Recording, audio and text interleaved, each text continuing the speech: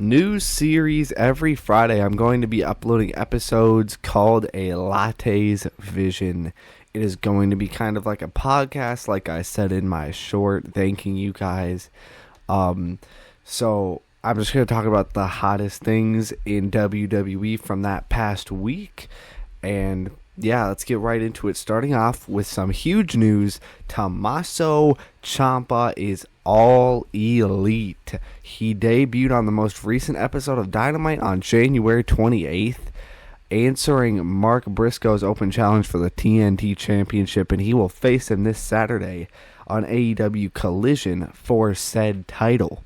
I think he should probably win on Saturday, but I don't know. I hope he gets booked well in AEW, and I hope it works out well for him.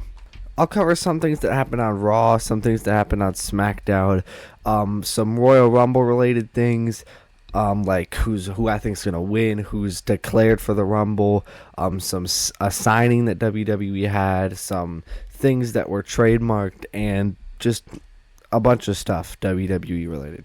Next thing, WWE has filed to trademark Gunther's new nickname, the Career Killer. Now, I don't know if WWE realizes this, but he doesn't need to retire everybody. If he only retired Goldberg and John Cena, that's good enough. That's an incredible resume. He doesn't need to retire AJ Styles, Chris Jericho, Rey Mysterio, Brock Lesnar. He doesn't need to retire everyone. But I don't think WWE is going to catch on to that. And Career Killer, I'm not going to lie, it sounds like a Temu version of the Legend Killer. And just a way less cool version.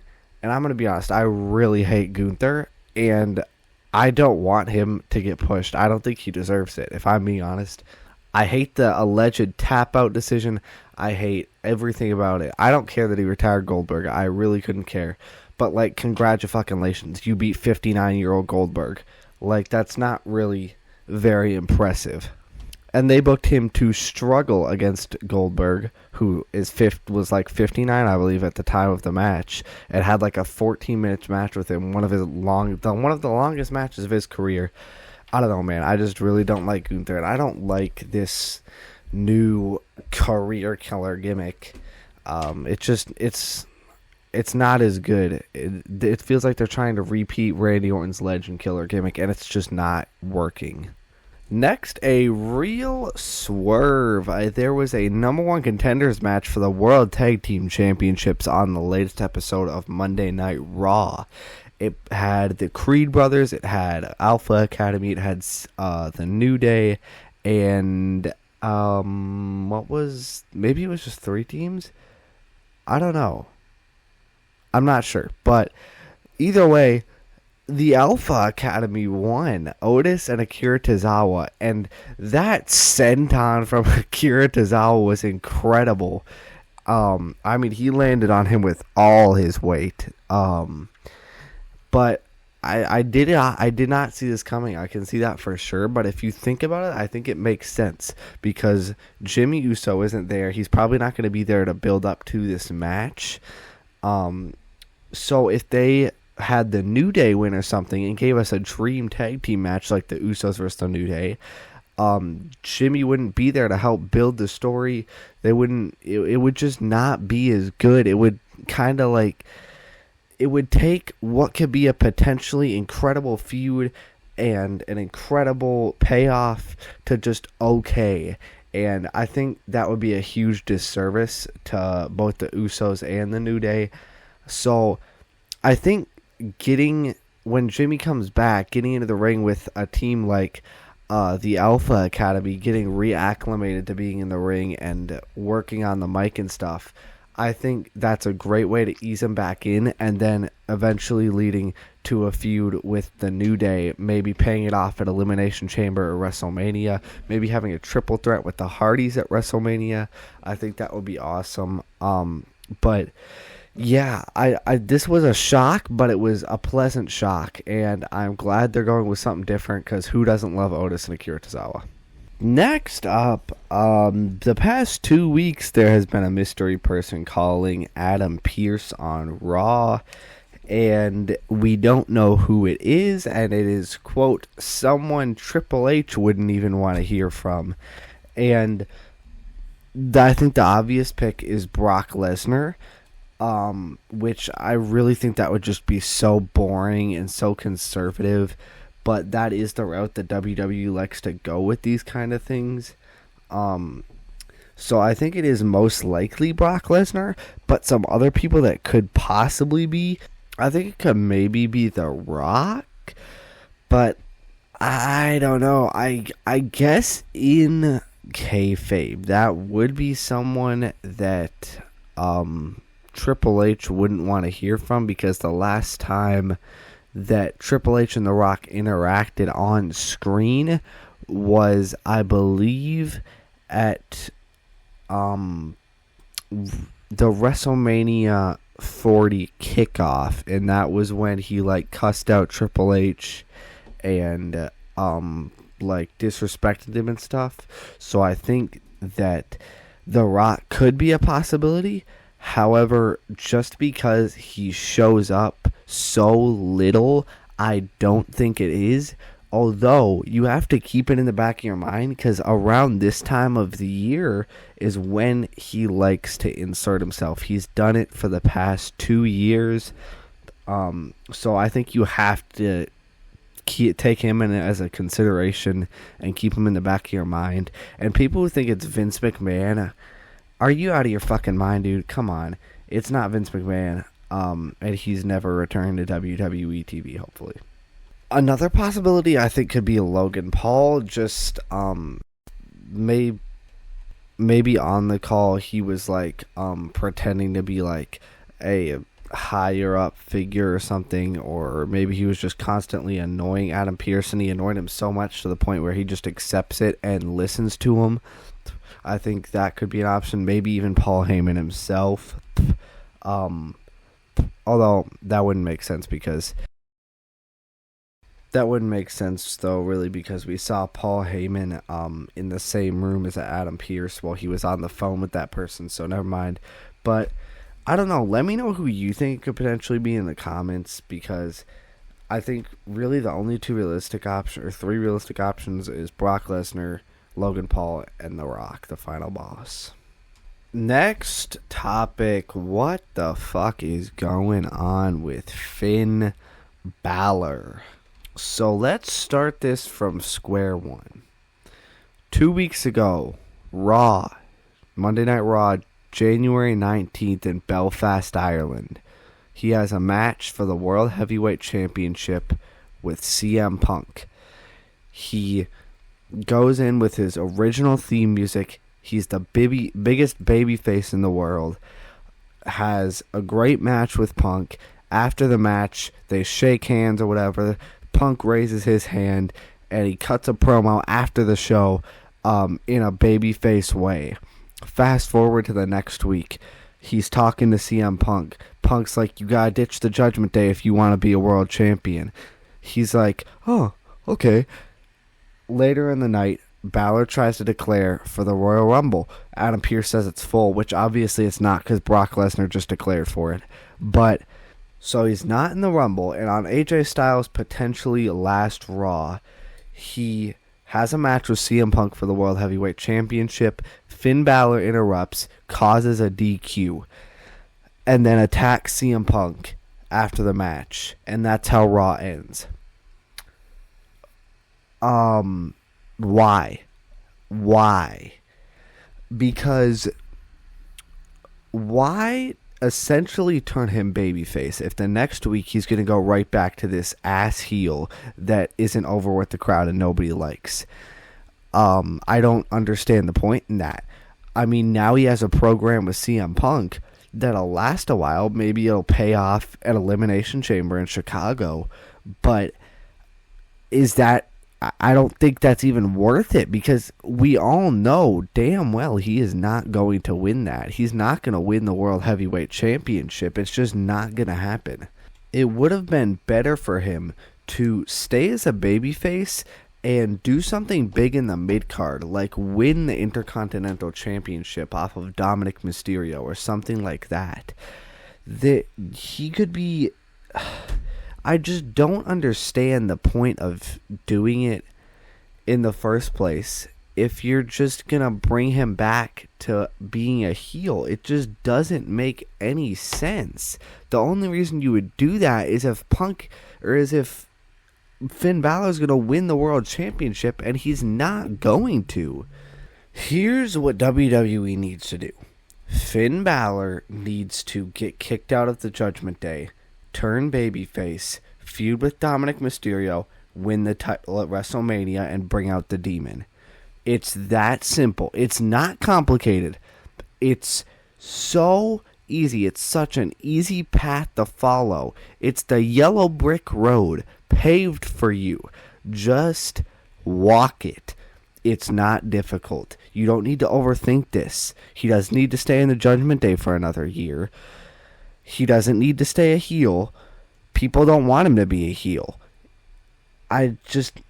Please, WWE, just fix this. And I was a Finn Balor hater. I did not like Finn Balor whatsoever until this entrance in Belfast, which, speaking of which, shows just how much an entrance theme can change your opinion on someone.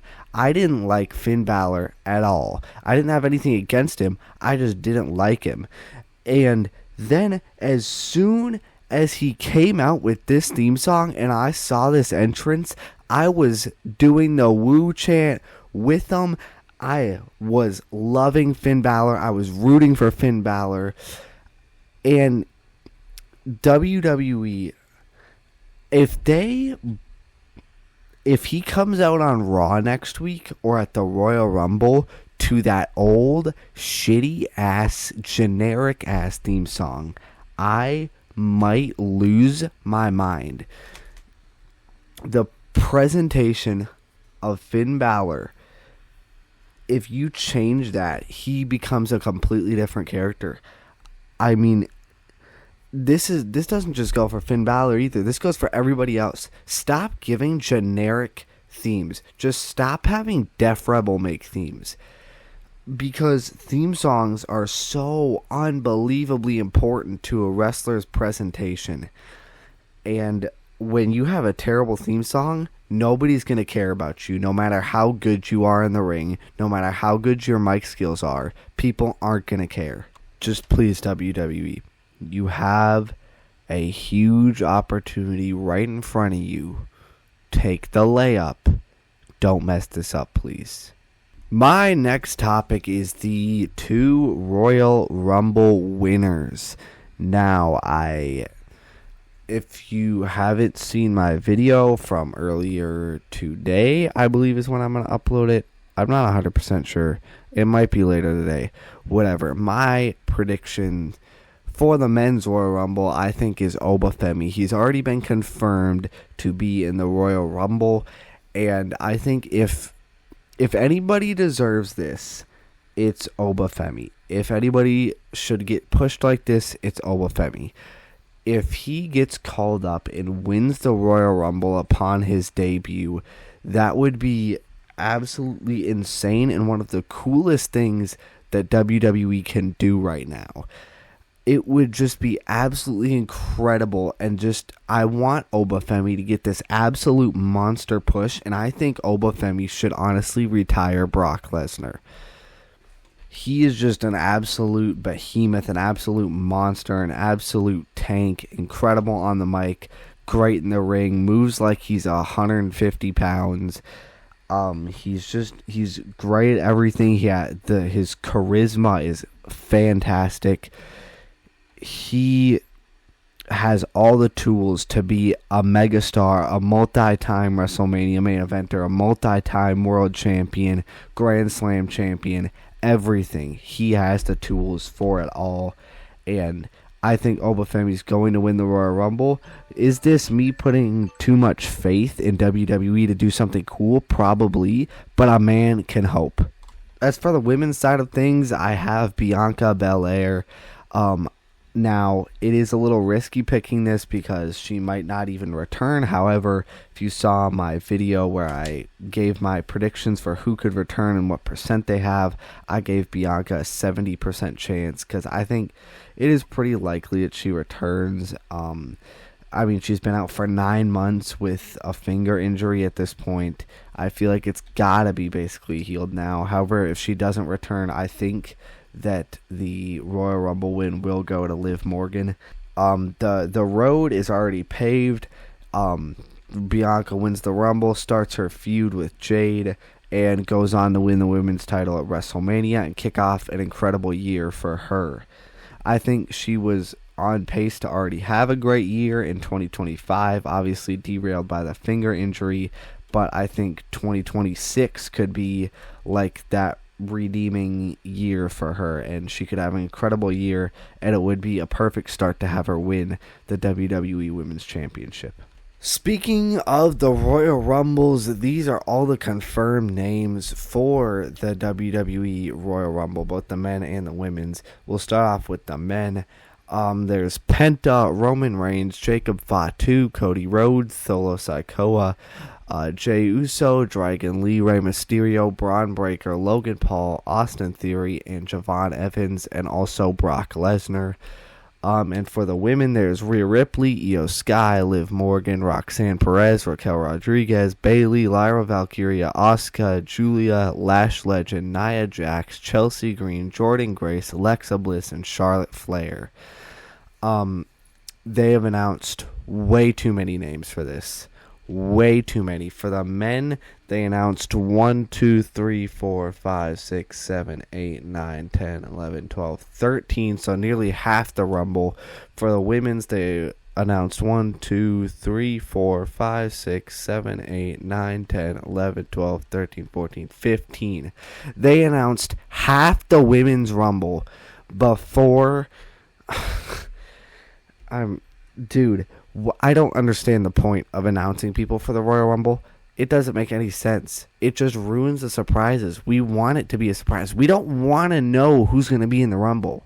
Especially people like Brock Lesnar, people like Obafemi, just having their music hit, Roman Reigns having their music hit, and everybody being terrified in the ring. That would be so much better than spoiling half the Rumble. I get it, you have to sell tickets, but just announce like 2 people. Announce Jey Uso and Cody Rhodes. All the tickets you're going to sell, done. Announce Rhea Ripley and Io Sky. Boom. All the tickets you're going to sell. That's good. You don't need to announce more than that. You don't need to announce everybody in the Rumble. It's so ridiculous and it makes me so mad. But those are all the confirmed names for the 2 men and women's Royal Rumbles in 2026. Next up, according to Triple H and Paul Heyman, there's going to be lots of surprises in the Royal Rumble. And they have some tricks up their sleeve. I don't trust Triple H at all when he says that, but now that Paul Heyman says it, I kind of believe it a little bit more. And speaking of Paul Heyman, good God, Jiminy Christmas. What is that spray tan? Chill out, man. You don't look okay. You look like you have skin cancer. I mean, dude, it looks like... Dude, he literally looks like an orange. I mean, I just... Come on, man. You're getting the Braun Breaker levels of bad spray tans here. Come on. Let's not do that. But yeah, apparently there's going to be a lot of surprises. So you take that how you will. Next up, WWE has signed wrestler, I don't know how to pronounce this, so don't get mad at me if I mispronounce it. I'm sorry. Fad Tawik. He's a Saudi Arabian wrestler, so he's definitely going to be in the Royal Rumble. He might fucking win it, I don't know, but he's probably going to have a strong performance in there. I mean, I just hope they don't make the entire Royal Rumble about him just because he's Saudi Arabian. Next, an injury was suffered on Raw by Rey Mysterio. He had a rib issue in his match with Austin Theory. And as this tweet says, he is dealing with a rib issue, and there's no word yet on the severity of it or if it will prevent him from appearing in the Royal Rumble. I don't think it will because he is in Saudi Arabia. So it's looking like it's not too serious of an injury. That's good. Obviously, can't be sure, but it's looking good, I think. So that's good. But speaking of injured wrestlers, this is a list of all injured wrestlers right now as of January 27th, so just like a day or two ago, or a couple days ago. Seth Rollins, Rey Mysterio, Kevin Owens, Bianca Belair, Chad Gable, Dominic Mysterio, Tiffany Stratton, Sheamus, Elton Prince, Zoe Stark, B-Fab, JD McDonough, Meechin, and Piper Niven. That is crazy. That is 1, 2, 3, 4, 5 main eventers between the men and women's division that are all injured right now. That is crazy. Seth Rollins obviously was a key player in 2025. Rey Mysterio, can be considered a main eventer maybe. Kevin Owens was on pace to have one of the best 2025s, or one of the best years in 2025. And then he of course got injured. But he had 2 absolute banger matches before he got injured. Bianca Belair, obviously a huge loss, and the SmackDown women's main event scene has been dead. Probably mainly because of that, and also because Tiffany Stratton got injured. Chad Gable, I mean, that just killed American Made. American Made was on TV literally not a single time for like probably 6 months or more after Chad Gable left. Unless you consider El Grande Americano part of American Made still, which I don't even know because his mask I don't think says American Made anymore. I think it just says El Grande Americano. I don't know when or why he left American Made, but Dominic Mysterio, obviously the AAA Mega Champion, the biggest guy in AAA, and the entire mid-card division on Raw, I mean, that was just devastating. Tiffany Stratton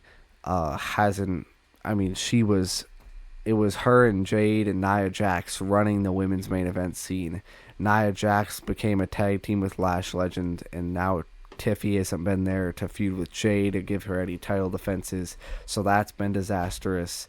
Sheamus, I don't know what injury he got exactly, but obviously a great part of the mid-card division, and would just have like banger after banger every week. Elton Prince, Pretty Deadly, was off TV for like a really long time. He recently got neck surgery, and Kit Wilson said he was doing good, so that's good. B-Fab, I'm not sure what injury she suffered, but definitely a big part of the Women's United States Championship division, but it doesn't seem like they're fucking trying with that anyways. So JD McDonough, it's kind of unfortunate because he is an important part of the Judgment Day in their Judgment Day story, and people in the Judgment Day just constantly are getting injured. It was JD, it was Liv, it was Dom. It just, people keep getting injured over and over. I think they need to pull the trigger on the Judgment Day separating storyline, because they're not going to have a perfect time to do it because people just keep getting injured. Meechin also could have been a big part of that Women's United States Championship division. And Piper Niven, who I believe has a neck injury and might never even wrestle again. Obviously, I hope that's not true. Hopefully she recovers. But yeah, she could have also been a big part of the Women's United States Championship division. But yeah, that's just a crazy list. And yeah. And next up, my final topic for the day, our last topic of the day. I've been seeing this rumor floating around online, or this conspiracy theory, if you will. So AJ Styles, if this was his last Raw, potentially his last Raw, it was a good Raw, but the match shouldn't have ended in a DQ, but that brings me the CM Punk match shouldn't have ended in a DQ, but that brings me to this conspiracy theory. So the conspiracy is basically AJ Styles isn't retiring. And the reason that people are saying this, I think, is because, first of all, WWE is trying so unbelievably, ungodly hard to make us think he's retiring. AJ is doing everything he can to make us think he's not retiring, but WWE is trying so hard. They threw together a match with Shinsuke Nakamura at the last second. They threw together a match with CM Punk. And I think it's interesting that Finn Balor was the one who caused the DQ, because obviously AJ has a lot of history with Finn Balor. We'll get back to that. But also Shinsuke Nakamura posting, basically confirming that AJ Styles is going to retire, and then deleting it shortly after. And yes, English isn't his first language, but that doesn't mean he's fucking stupid. I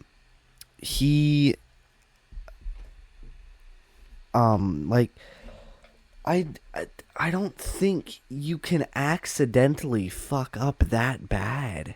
I just don't think you can. And they're trying to speedrun his retirement tour, and I mean, if he does retire at the show, wherever they put this match on the card, it's going to deflate the crowd for the rest of the show, because we just watched one of the all-time greats retire right in front of our eyes. I feel like WWE is just trying way too hard. And I think what could happen is AJ could potentially shock the world. He could potentially beat Gunther. Here's the thing though. If the match ends in a DQ and AJ still retires, I will lose my mind. And that, oh my God, that would ruin the entire Royal Rumble for me. Because him retiring from WWE on a disqualification? Are you serious? I want if it does end in a disqualification, if it ends in a DQ, I want that to mean AJ's not retiring from WWE. If it ends in a DQ, it should be like, oh, I never lost to you. Technically, it was a DQ. It was a no contest, something like that. So that would mean he doesn't retire. And I really, really would hate if Gunther won in another cheaty type way by doing something like a fake tap out. That would absolutely fucking suck butt cheeks. That would be so unbelievably bad. Oh my God. But the thing is, I can totally see WWE doing that, because Bruce Pritchard wanted, or Michael Hayes wanted Pat McAfee to beat Gunther. So I think anything's possible at this point. If it's going to end where someone wins, straight up wins, no DQ, no shenanigans, no anything, there better not be no shenanigans from Gunther. I don't want a dirty finish to this match unless it's going to be DQ, meaning AJ Styles isn't retiring. I want a clean winner and a clean loser in this match. or a DQ, meaning AJ Styles doesn't retire. There's no other things that they should do.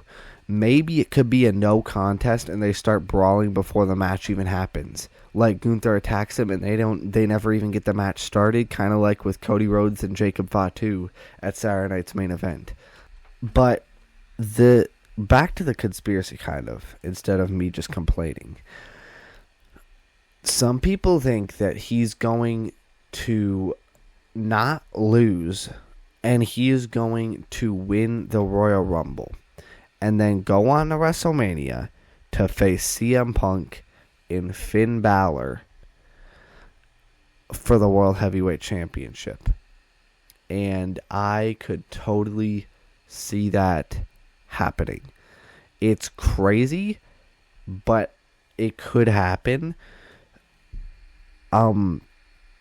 I do think WWE is trying suspiciously hard to make us think that AJ is retiring. It's a crazy conspiracy, but I could maybe see a crazy world where that does happen. But that's just a theory. A WWE theory. Okay, sorry, but yeah, that's not my theory. That's from other people. It's not me. That's not original at all or anything. But yeah, let me know what you think of thought of this first episode of a Latte's Vision, and if you want it to continue. Let me know if there's anything I missed. Let me know your thoughts on what I talked about or anything else. But yeah, thank you so much for watching. Like and subscribe if you want. And yeah, I will see you guys whenever I see you.